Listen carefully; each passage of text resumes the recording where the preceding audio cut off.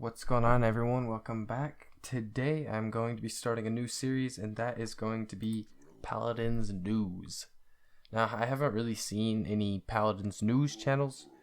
I've seen people put out news videos and stuff, but this is going to be like a set news thing that every week, or not even every week, every time something new comes out, I'm going to make a video on it, show you guys all the details, try to dig as deep as I can, and find out everything about it and let it come out to you guys.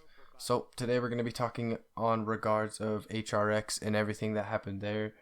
So there was an interview with hi-rez Drybear, the lead gaming designer, and that gave us a lot of information onto things that are coming in OB41 and also in OB42 as well.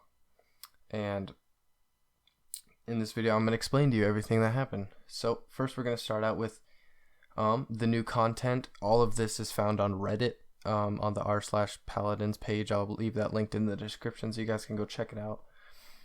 So the new game mode is PvE encounters. So the description here says we also do have some work on some kind of PvE encounter experience. One of the reasons I personally like it a lot is that when you flip it from PvE to PvP to PvE, you can now start using the cards in completely different ways and the item system as well.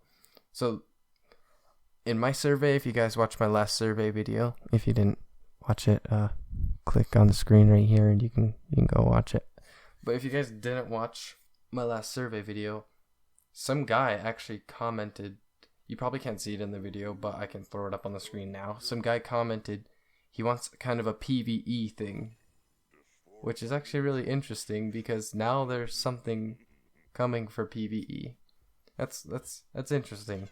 I wasn't expecting that at all. When I saw his comment on my survey saying that he wanted PvE, I was kind of like, that's kind of out there. Like there's nothing to E against, if you know what I'm saying. All right, moving on.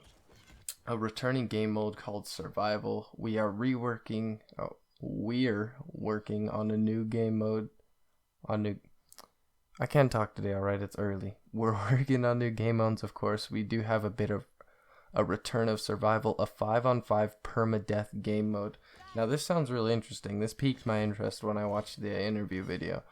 A permadeath game mode, so it's kind of like, for all you COD noobs out there, it's kind of like a search and destroy, but it'd probably be, I don't know, like maybe like a payload 5-on-5 permadeath mode. I don't know. Moving on, the next champion, the new champion that's coming out, his name is Torvald, and the description is our next champion, his name is Torvald. He can project shields on other teammates, which we've never done before, but also a mechanic we're pretty excited about is he steals shields from other frontliners, so he has the ability to siphon shield health from an existing shield and charge his own with it, destroying the shield that's in front of him.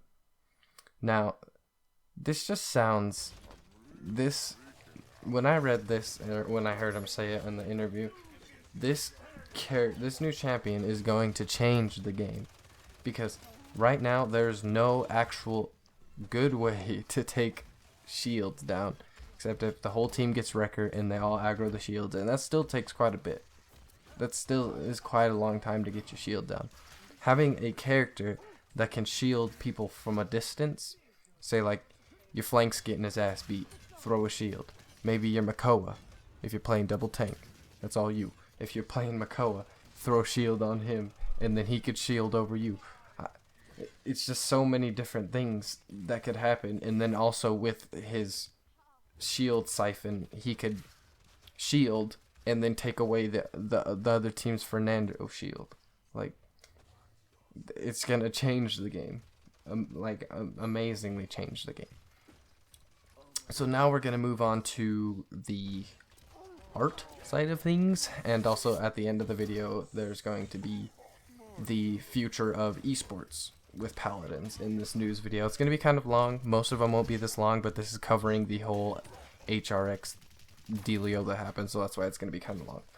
So the new Ying skin is called Genie Ying. I'll play the video right now, and I like this skin. Let me find the picture on my laptop. Oh, alright. So this skin, they're adding new elements to skin.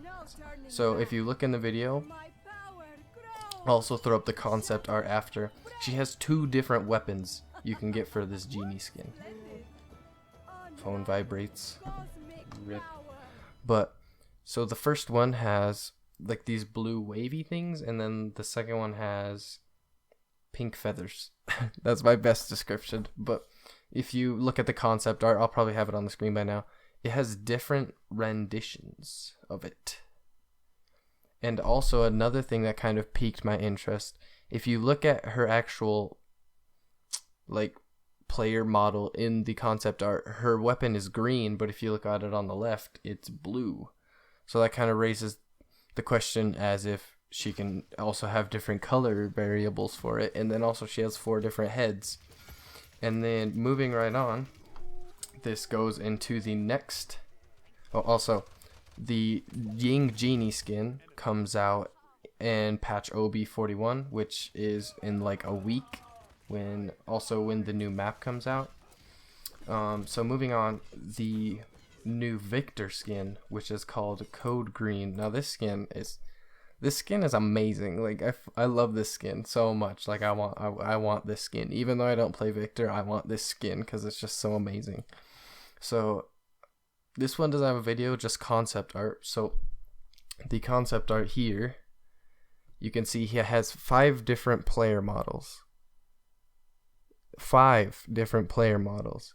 He has 4 different guns, grenade, and then binoculars, and he looks like a toy soldier, like a little army man.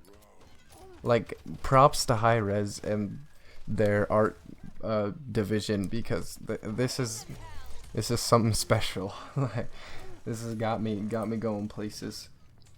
So here we're gonna move on to the map.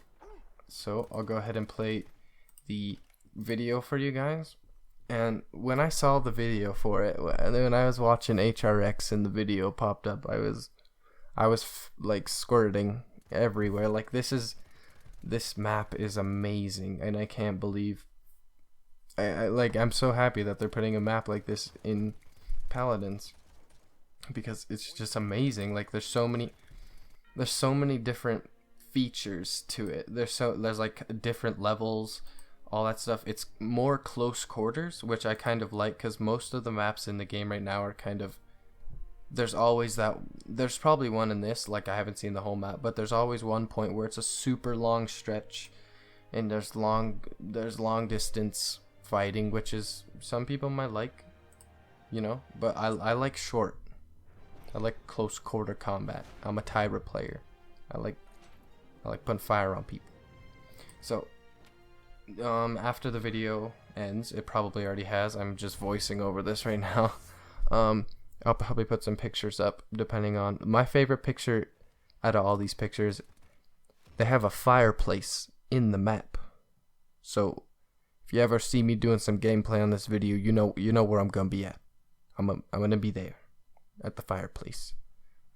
And then also there's a nice big old statue with a chick with an owl on her shoulder, her arm.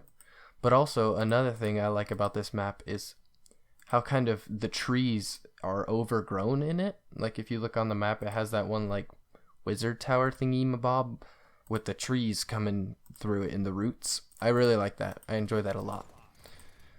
And then it's just a good map.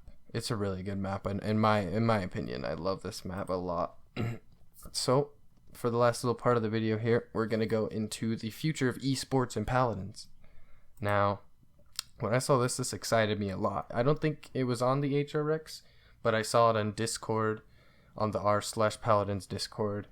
And so I'll put the pictures up right now. Paladins Esports Spring 2017. So spring, this is like a couple months from now that they're going to be having this stuff. So it's going to be open bracket qualifiers, 4 weeks of open bracket qualifiers, dates Saturday, February 4th. So February 4th.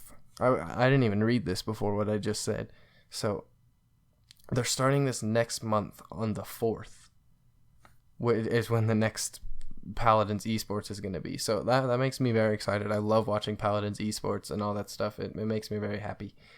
So dates Saturday, February 4th to Sunday, February 26th. Teams accumulate points. Top 4 teams qualify into Spring Radiant qualifiers. Ding. Spring Radiant qualifier. Spring Radiant online qualifier. 3 weeks. 3-week round robin. Dates Saturday, March 4th, Sunday, March 19th. Each team plays each other twice. Top 2 teams qualify for Paladin Spring Radiant LAN. So the gauntlet is kind of where all the losing teams go, and then whoever wins out of those goes to LAN. So like if they lose, they aren't necessarily out. They just go to the gauntlet. So 3 weeks of open bracket play to run alongside the Spring Radiant online qualifier. Dates Saturday, March 4th to Sunday, March 19th. Teams accumulate points. Top team at the end of the 3 weeks will join the bottom 2 teams for the online qualifier in the Spring Gauntlet. Alrighty, to the next one. This just kind of shows you what's going to happen. So, Spring Radiant online qualifier. First and second qualify for LAN. The third and fourth go to the Gauntlet. For the, let's see here. For the Gauntlet Open qualifiers, the first qualifies for the Gauntlet. The second, third, and fourth get $1,500, $1,000, and then $500. So that pretty much means, like, for the Gauntlet Open qualifiers, the first person goes to the actual Spring Gauntlet. The rest of the people are just out of the tournament completely, and they just go home with, like, their money.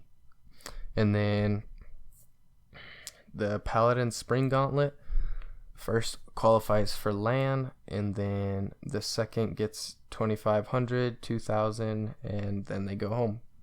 And then the Paladins Spring Radiant LAN. This excites me a lot. $26,000 for first place, $15,000 for second place, $8,000 for third, $8,000 for fourth as well. Okay, that's nice of hi-rez, and then $4,000 for 5 and 6. So that totals $650,000 just for the Radiant LAN. In grand total, $8,000. Now this isn't as big as our HRX, but also HRX is a big expo for all of hi-rez, so they probably had more funding, and it was also a bigger event. So this is just Paladins doing their own thing, and it makes me excited to see that they're willing to spend $80,000 on the growth of esports. And in the interview with Drybear, he explains how they look at esports, and they like throw it out there, and they see if people actually like to compete for the game and actually want to play for the money for the game, and then if they do, then it gets more successful. And that's exactly what happened at HRX. If you looked on Twitch when HRX was happening, even after it was happening, Paladins was beating Overwatch in views for Twitch. Like, HRX just boosted Paladins through the roof for popularity.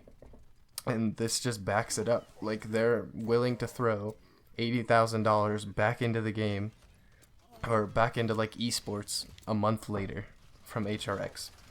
So yeah, that's pretty much my news video, guys. I hope you enjoyed the news as much as I did. It really got me hyped for the future of Paladins. If you did, leave a like and subscribe, and I will see you next time. Peace.